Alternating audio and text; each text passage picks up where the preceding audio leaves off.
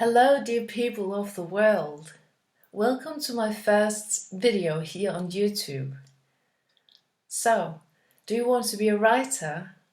Or maybe you already are one, but want to learn more about the writing skill? Then this channel is for you. I want to introduce myself. My name is Rye Andersson and I am 38 years old and I live in Denmark. I have published my first novel at an indie label in Denmark,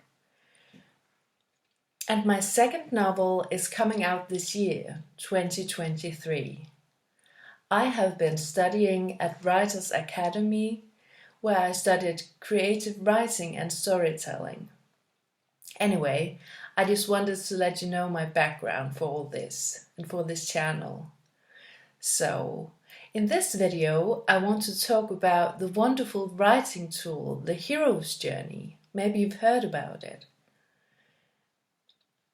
Which is a kind of a template for world building in storytelling. I have been very fond of using it when writing my novels. Some of you might not like the idea of structuring your writing with templates, whereas you might feel constrained in your inspiration. And I want to say, I get you. I felt the same way when I started at Writers Academy. I just wanted to let the divine inspiration flow right into the paper. But what happened to me was, anyway, that I was finding myself getting a very chaotic story without a red thread. So, templates should not be used as forms, but as an inspiration. And I must say, when I got around using this hero's journey, it was a whole new world that opened to me. So, the hero's journey was first expressed in Joseph Campbell's book, The Hero with 1,000 Faces. And that is a book that has had a major impact on storytelling and world building worldwide, both in writing and in making movies. So, I want to show you a template of the hero's journey.